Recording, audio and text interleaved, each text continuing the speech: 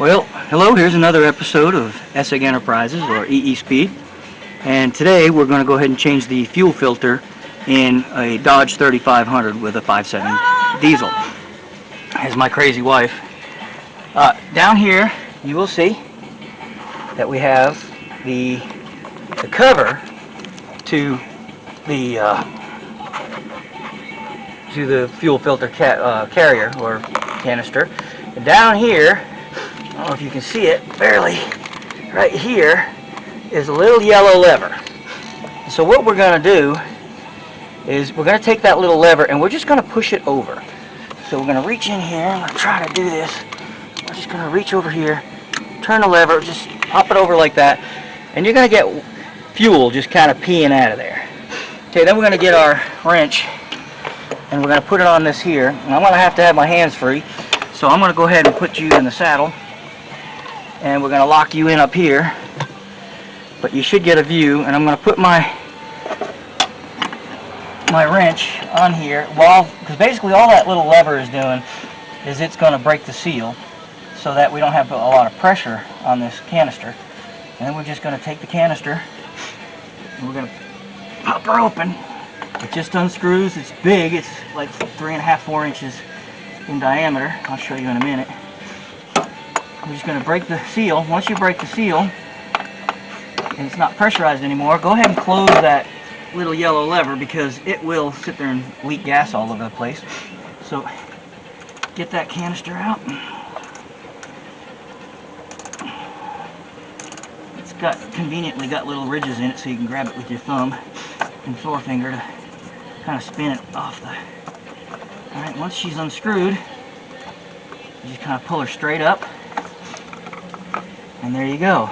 The reason I'm replacing this fuel filter is you can see right here she's got some damage to her, and I put her in about a week ago because I had to get a fuel filter change, and this one came from the parts store damaged, but I didn't want to run without one. But I'm a little bit nervous that this is letting some debris through, so for $3,000 for a new pump, I figure it's best to go ahead and replace it. And I'm going to give the person I bought it from, the shop I bought it from, and try to get another one.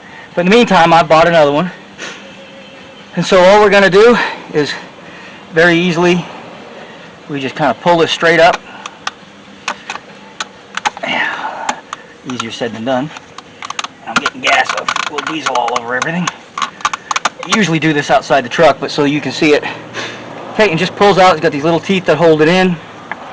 And what I was talking about is these little ridges here. You can get your thumbs on and get them up. But here's the threads. There's a little O-ring right here.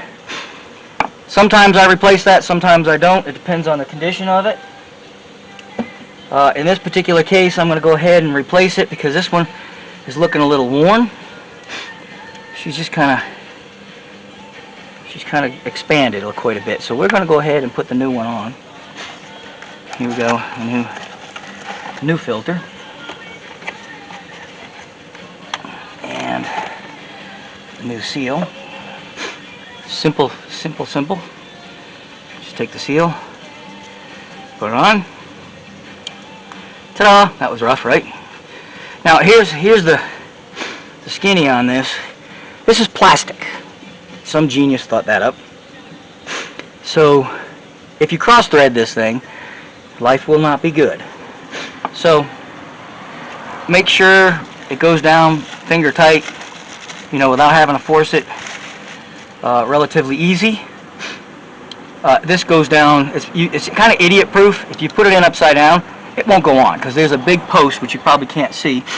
There's a post in the middle of that canister, and it goes up in here. And if you put it on backwards, it's not going on. So you just put it like so. Oh, you gotta be kidding me. Well, this is the wrong filter. So that concludes this episode, because once again, I've got the wrong part.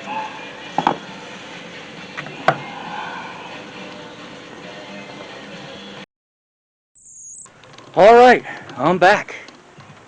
And I must admit, I'm a little perturbed. I've ordered not one, not two, but 3 filters for this truck. finally have the right one. The first one was damaged, and that's why we were replacing it in the first place. The second one, right off the bat I saw made in China. Nothing against our Chinese brethren, but it was crap. Didn't fit, didn't snap in like it's supposed to. Might have worked, but are you going to trust a $50,000 truck to might work? Yeah, no. So, here we go. We finally have a filter that appears to work. I spent the extra to get the premium because it's a $10 difference, and for 10 bucks, I'm not taking a chance. So anyway, before the guy left, the guy delivered the part, before he left, I checked to make sure it would work. And it will. So, we're going to try this again, and with a little luck, it'll work. So here we go.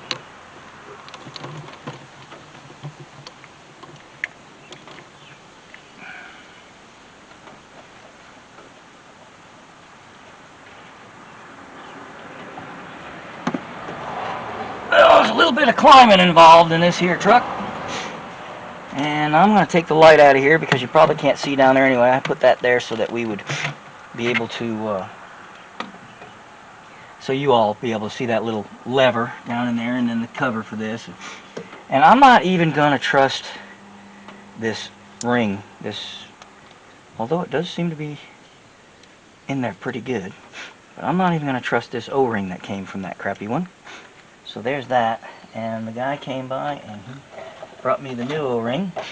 Now it's not a bad idea. You can get a little bit of transmission fluid to lubricate this O-ring before you put it in there. You can also just take a little bit of diesel fuel. Not hard to get because you just dip your finger in there.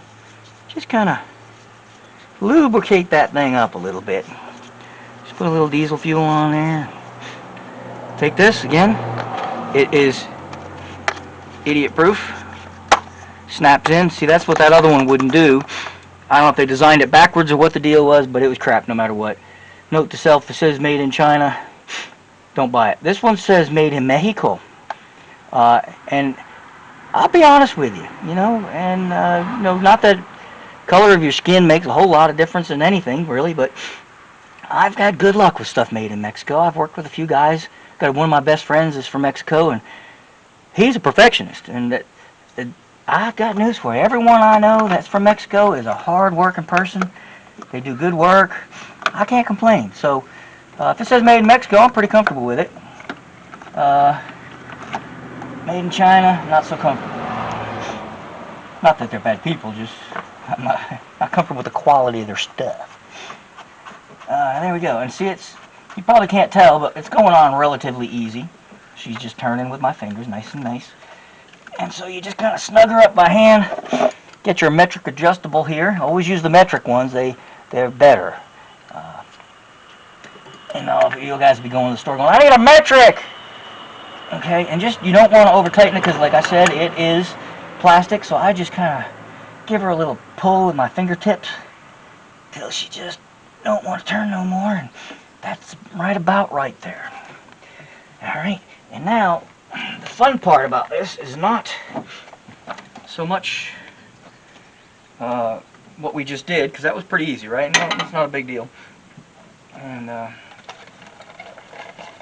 but the next thing is what you got to do to get her fired back up.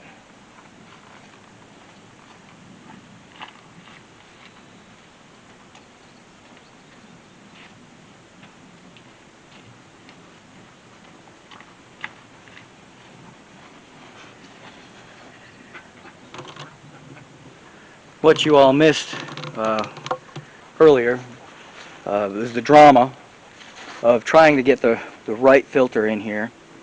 Then the phone rang. That's my wife, who's in town buying some things for her chicken collection, and she's trying to ask me what kind of fencing to buy. The parts guy shows up and I have to check this part and then write him a check, and customers are calling and I'm up to my elbows in grease. And so, needless to say, things were going hectic for a few minutes there, but we got her handled. Everything's gold. We're going to go ahead and get this truck started up. So, here we go into the truck. And I think what we're going to do here is, oh, can we get you in here? Oh yeah.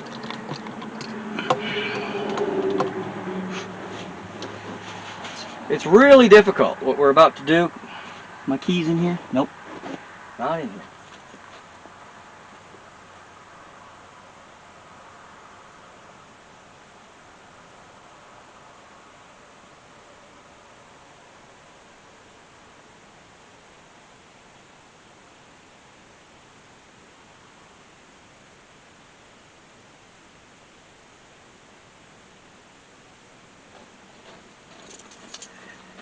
Here we go. What you might see here, cheap insurance. I've had so many friends that have had their truck stolen. That is cheap insurance right there, my friends. Very cheap insurance. You stick that bad boy on there every time you get out of your truck for any length of time. And the cool thing about it, to keep your keys separate, got one of these little buggers right here. The key to this is on here. The key to the truck is here. If I go to a hotel or someplace and it's cold out and I want to warm the truck up for whatever reason, or leave it running unattended, it's not going anywhere. So I can leave a truck running in a parking lot and somebody hops in, tries to drive away, they're not going to have very good luck. And they also make one that goes down to the pedal. I figure that's just too big to carry around. These work just fine. Here we go. This is what we're going to do. I'm going to stick my ignition. Love those door buzzers. Yeah, no. Just turn it on. You'll hear the pump running. We shut the radio off so you can hear. You'll hear that pump running. I don't know if you can hear that.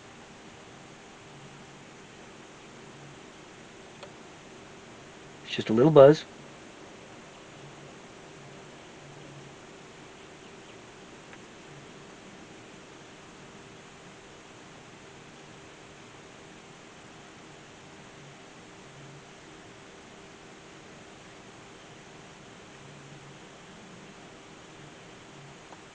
Here you go, it just stopped. I'll usually reset it. Turn it back on.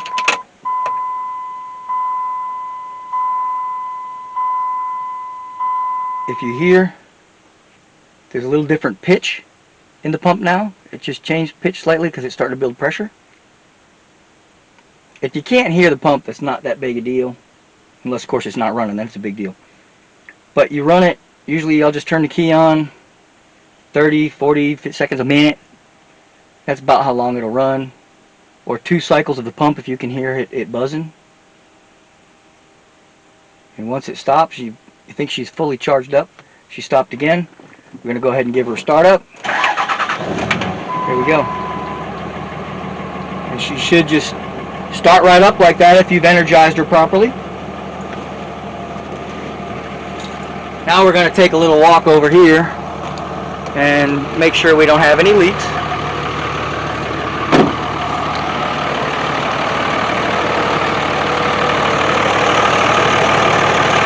I don't see any.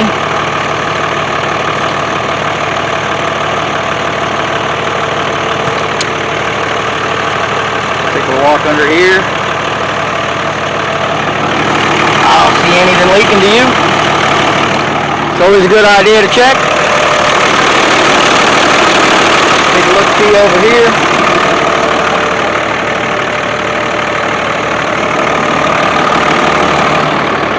You like my workbench? It's a deck lid to a 70 Roadrunner. So I get to climb up here. You don't have a push bar, have fun climbing. And over here, take a look see in there. I don't see anything leaking. My favorite part of the whole job, closing the hood. There we go. So there you go. That is how you change the fuel filter. Hopefully you won't have the troubles that I had, but now at least you can take a look at it, get an idea of what kind of troubles you can run into when you change a fuel filter. I probably could have gotten away with putting that that cheaper filter in there, I got news for you guys. If you have to have somebody replace the pump in this truck, you're looking at $2,500 to $3,000. If you do it yourself, it's still way up there. So in all reality, prevention is worth tons of money in your pocket. I've had this truck for over 300,000 miles, and I just changed that. Now you're supposed to change your fuel filter every 10,000 miles and change the oil every 5. I change the fuel filter every time I change the oil, so every 5,000. The good filter was about 22 bucks as opposed to buying the cheap one for 15. It's worth the extra $10. You know, you're preserving your investment. What you guys can probably see on the back of that truck is a wood pile. Before that, that truck was loaded to the gills with scrap yesterday. I cleaned out there was a big pile of scrap right, and accidentally hit the button. But so protect your investment. I've had one problem with that truck. We were in Ohio for a show, and the power steering pump gave up. The original power steering pumps for those trucks were El Crepe. Right from the get-go, they don't even make them anymore. You can buy them from repaired or rebuilt from the parts stores. Don't do it. It was like $800 to put the new one that they say works better. But after replacing it twice, and it's no fun doing it, I broke down and went ahead and spent the $800 because it ain't worth messing with that old style pump. So spend the money. I know it's hard. Not everybody's got that kind of money, and to be honest with you, neither do I. But can you afford to be broken down, you know, 4 states away? And I can't. So I went and spent the money. That was a few years back, and this one's been in ever since. So sometimes you just got to bite the bullet and buy the better stuff. And when it comes to a fuel filter for these trucks, buy the better stuff. Signing off. Now we're going to be going to the next episode, but we're going to change the distributor cap in, hey, an MR2. Well, you're going to have to stay tuned because that's the end of this one. Bye.